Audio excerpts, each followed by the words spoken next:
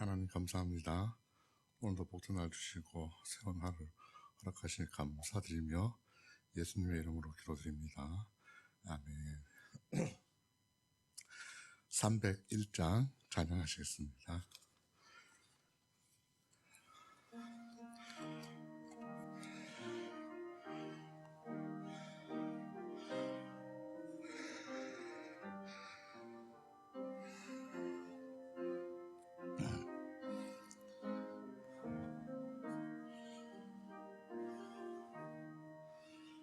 지금까지 지내온 것 주의 크신 은혜라 한이 없는 주의 사랑 어찌 이루 말하랴. 자나깨나 주의 손이 항상 살펴주시고 모든 일을 주 안에서 형통하게 하시네. 몸도 맘도 연약하나 새 힘 받아 살았네. 불붙듯이 부시는 주의 은혜 족하다. 사랑 없는 거리에 나 험한 산길에 헤맬 때 주의 손을 굳게 잡고 찬송하며 가리라. 주님 다시 배올 날이 날로 다가와 무거운 짐 주께 맡겨 벗을 날도 멀잖네. 나를 위해 예비하신 고향 집에 돌아가 아버지의 품 안에서 영원토록 살리라. 하나님 말씀은 신약성경 디도서 2장입니다. 디도서 2장 1절부터 15절까지 보시겠습니다. 디도서 2장 1절부터 15절까지 한 절씩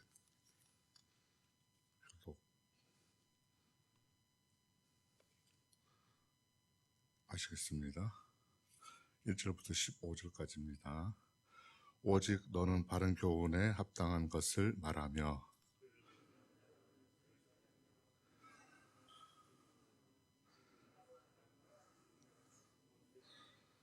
늙은 여자로는 이와 같이 행실이 거룩하며 모함하지 말며 많은 술에 종이 되지 아니하며 선한 것을 가르치는 자들이 되고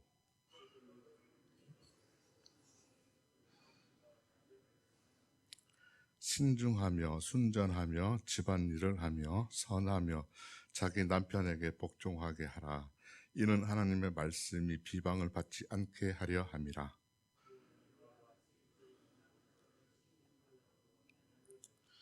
범사에 내 자신이 선한 일에 본을 보이며 교훈에 부패하지 아니함과 단정함과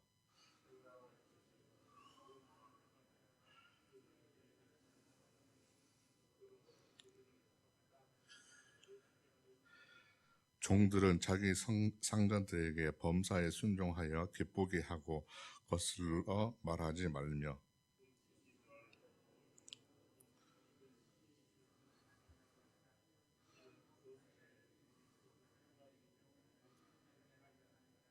모든 사람에게 구원을 주시는 하나님의 은혜가 나타나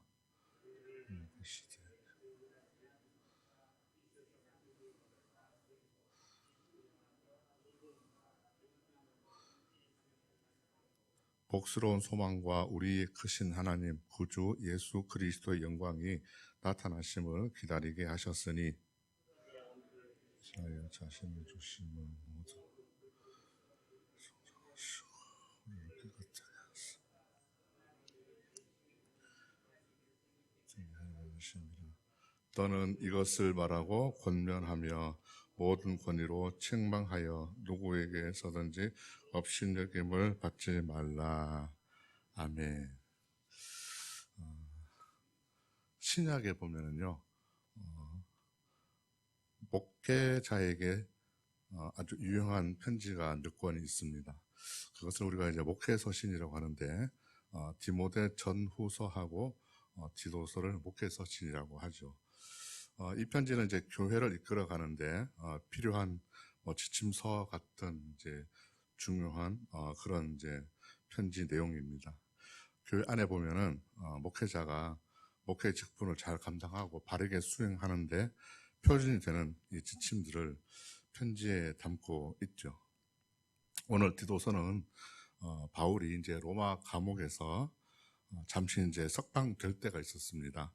그때 이제 그 후에 그레데 섬에서 이제 전도하고 있는 이 젊은 이 목회자 디도에게 보내는 편지입니다.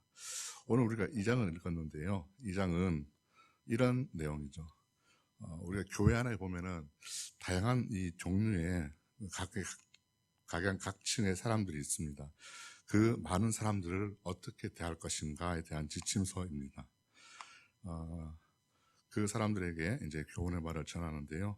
말씀을 오늘 두 부분으로 2장은 나눠 볼 수가 있겠습니다. 10절까지, 1절부터 10절까지는 바른 교훈을 어떻게 적용할 것인가, 이게 바른 말을 어떻게 이제 우리가 사용을 할 것인가 하는 것이고, 뒤에 이제 11절부터 15절까지는 이제 참된 교리, 바른 교리가 무엇인가를 지금 선포하고 있는 것입니다. 1절에 보니까 이렇게 얘기합니다. 오직 너는 바른 교훈에 합당한 것을 말하라 그랬습니다. 바른 말을 하는 것은 사실은 목회자뿐만 아니라, 그러니까 바르게 가르치라는 얘기인데요. 목회자뿐만 아니라 가르치는 사람도 가르치는 자도 동일하게 적용이 됩니다.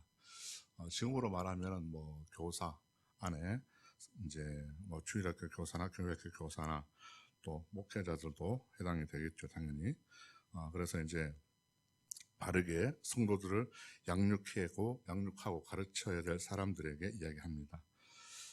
바른 양육이 어떤 것인지는 오늘 그것이 이제 2장에서 얘기하고 있는데, 근데 왜 우리가 바르게 전해야 될까 하는 겁니다. 그 당시에는 이제 거짓을 잘못된 가르침을 전하는 사람이 있었습니다.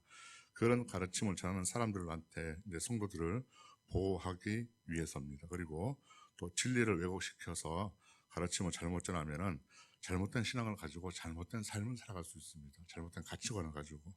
그래서 이제 성도들에게 바르게 가르쳐서 하나님의 말씀이 온전히 말씀다워지도록, 말씀이 비방을 받지 않도록 하기 위해서입니다. 하나님의 말씀을 보면 이렇게 전체를 다 보지 아니하고 중간이나 가운데 어느 부분만 딱 보게 되면은 그 말씀이 전혀 뜻과 상관없이 오해하게 되고 왜곡하게 됩니다. 그런 것이 없이 온전히 말씀다워지게 가르쳐라 하는 것입니다. 그래서 이제 우리의 신앙은 말씀 따로 삶 따라가 아니라 신앙으로 연결이 되어져야 하는 것이죠. 그래서 이제 같이 연결이 되어져야 올바른 삶을 살 수 있다 하는 겁니다. 성도들이 이제 바른 가르침대로 살아갈 수 있는 것이 사실은 은혜죠. 11절을 보시게 되면은 이렇게 얘기합니다. 모든 사람에게 구원을 주시는 하나님의 은혜가 나타나야 한다고 얘기합니다. 하나님이 주시는 은혜는 우리가 달라고 해서 주시는 것이 아니라 하나님의 필요에 의해서 일방적으로 주시는 것이죠. 그래서 하나님의 뜻대로 우리에게 주시는 것이 은혜입니다. 우리가 받은 그 은혜대로 성도는 경건하게 살아야 한다는 것입니다.